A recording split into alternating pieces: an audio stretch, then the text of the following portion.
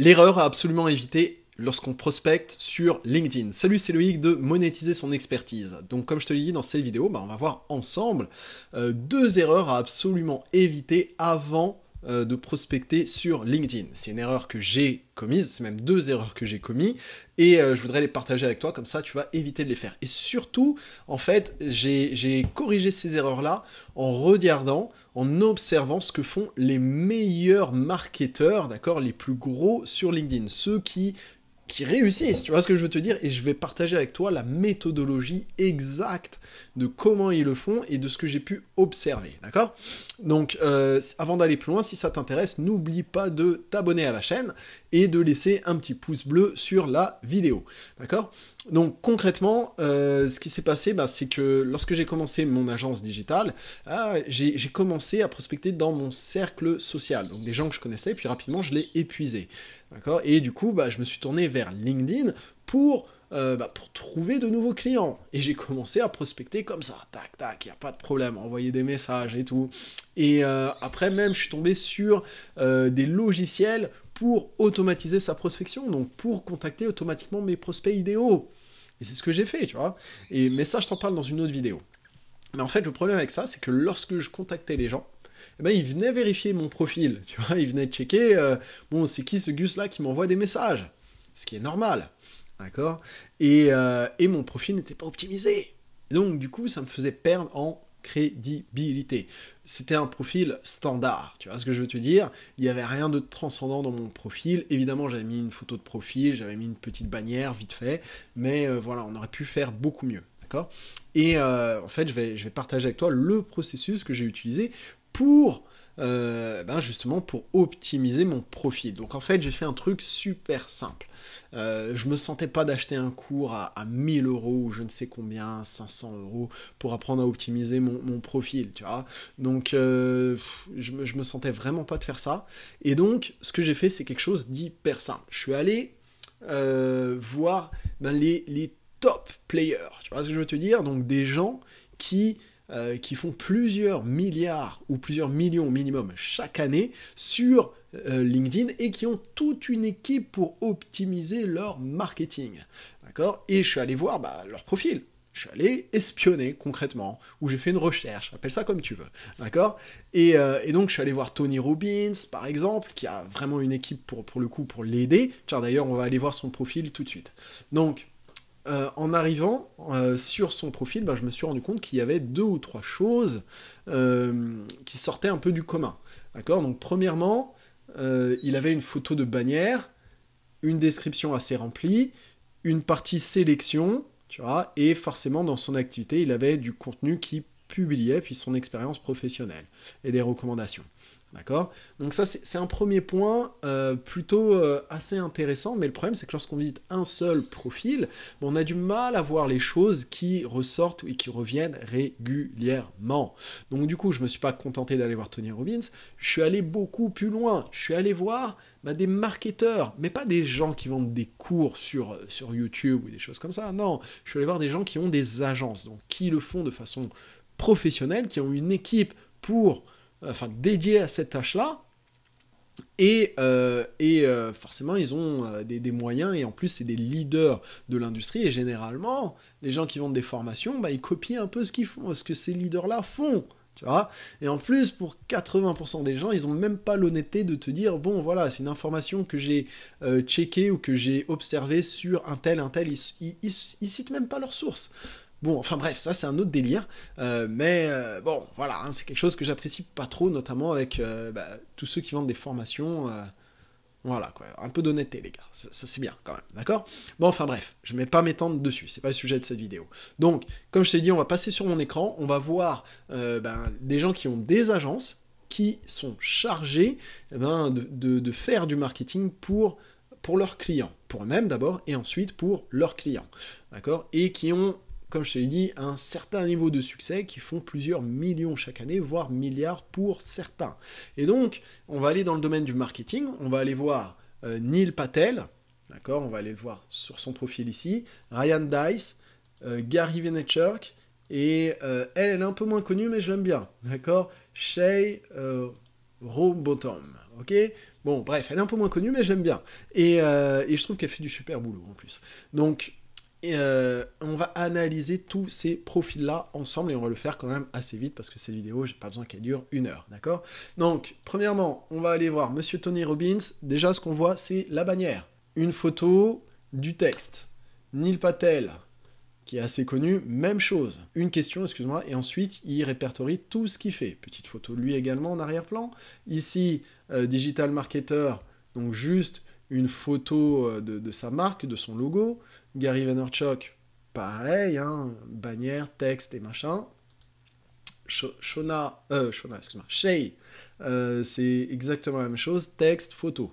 D'accord? Donc déjà, ce qu'on peut en tirer comme conclusion, c'est que sur la bannière, il faut mettre une bannière personnalisée avec du texte et une photo. D'accord? Donc du texte qui explique, soit qui pose une question, soit qui explique ce que tu fais. D'accord? Bon, rien de très compliqué. Maintenant, on passe à l'étape suivante. On va descendre un peu les profils. On va repasser sur Monsieur Tony Robbins. D'accord? Et là, en fait, franchement, je vais aller vite sur les infos et la description. Parce que là, en vrai, dans cette vidéo, j'ai pris que 5 leaders pour observer, mais en réalité, lorsque j'ai fait cette démarche-là pour moi-même, j'en ai pris une vingtaine. Et je vais te dire la conclusion, hein, parce que sinon, voilà, quoi, ça va être trop compliqué. Mais si tu as envie, je t'invite à faire ce process-là pour toi, d'accord? Donc, Tony Robbins, une description assez complète. Neil Patel aussi, Ryan Dice pareil, Gary Vee aussi, et Shay pareil.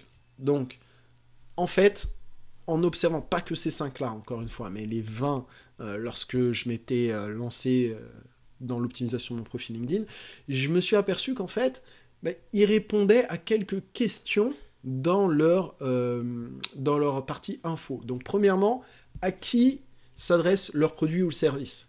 Qu'est-ce qu'ils font? Ça, c'est la deuxième partie. Et ils y répondent en 2 ou 3 lignes, hein, pas besoin de faire un pavé, d'accord? Ensuite, comment ils le font? Quel est leur process? Là encore, en 2 ou 3 lignes, il n'y a pas besoin d'aller dans des super détails.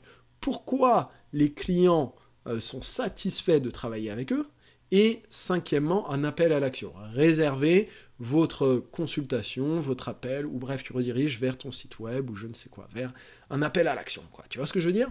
Ensuite, on descend encore leur profil, et qu'est-ce qu'on voit? Une partie, notre sélection. Ça, c'est pour Monsieur Tony Robbins.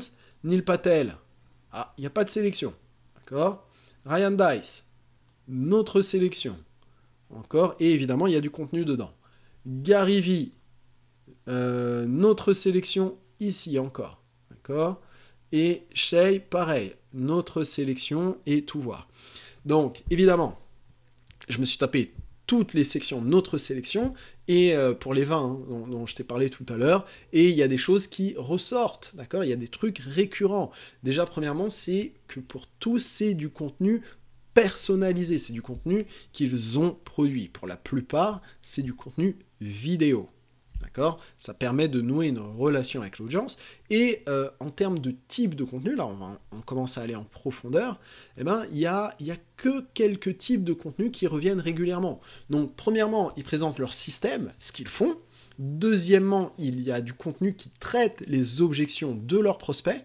D'accord? Et troisièmement, il y a des témoignages clients. Donc je t'invite à utiliser cette structure-là, ou ce type de contenu, dans la partie notre sélection. Ok?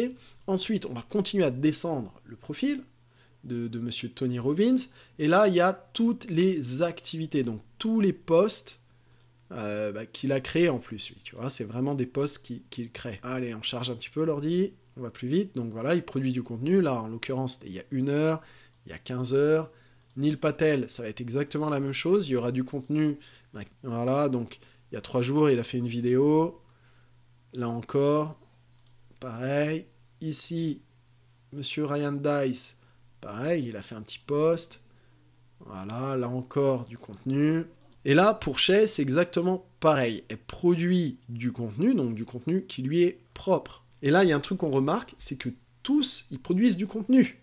D'accord? Et en fait, au niveau du contenu, il y a un truc ultra important, c'est que c'est du contenu que eux-mêmes ont produit. C'est pas un contenu qu'ils ont pris ailleurs et reposté sur leur profil. Non, c'est du contenu qu'ils ont créé. Le but, c'est de montrer leur expertise et qu'ils dominent leur sujet. D'accord. Du coup, bah, forcément, je t'invite à faire pareil. En tout cas, moi, j'ai fait pareil, hein, et ça marche plutôt bien. D'accord. Et franchement, plutôt que de reposter des trucs des gens, d'autres créateurs de contenu, là, on a vraiment de la crédibilité. Donc, l'idée, c'est d'avoir au moins le dernier post qui est un contenu que tu as créé, quoi, à mon avis, hein, c'est ce qui marche le mieux, et c'est ce qu'on voit avec eux. Ensuite, dernier point également, bon, c'est qu'ils ont tous des recommandations, d'accord. Donc ça, pas la peine d'aller le voir, hein, je pense que c'est un point plutôt simple, d'accord.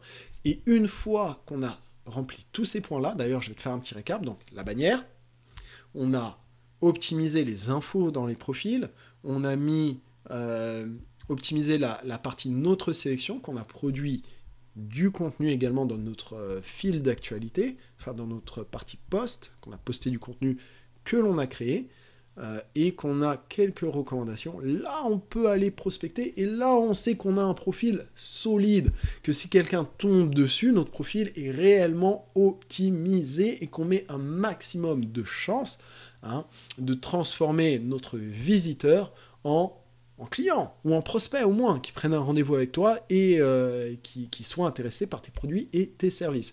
Maintenant, si c'est quelque chose qui t'intéresse, honnêtement, plutôt que de contacter tes prospects un par un et alors envoyer un message un par un pour essayer de les convaincre et tout, franchement, ça aussi c'est une erreur qui fait perdre énormément de temps.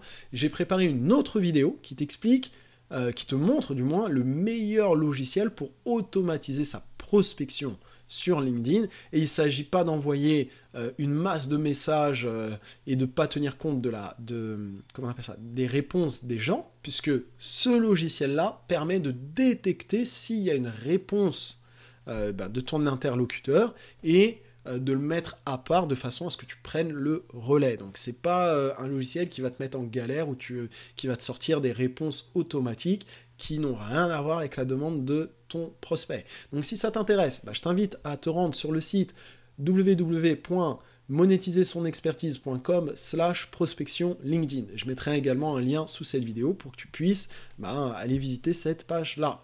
Bon, sinon, j'espère que tu as apprécié cette vidéo. Oublie pas de la liker, oublie pas de la partager. Et s'il y a quelque chose qui t'intéresse, d'accord, s'il y a quelque chose sur lequel tu as besoin d'un peu plus de précision, n'hésite pas à le laisser en commentaire ou dis-moi tout simplement ce que tu penses de cette vidéo en commentaire. Comme ça va m'encourager à en faire d'autres, d'accord. Allez, je te dis à bientôt, bye bye.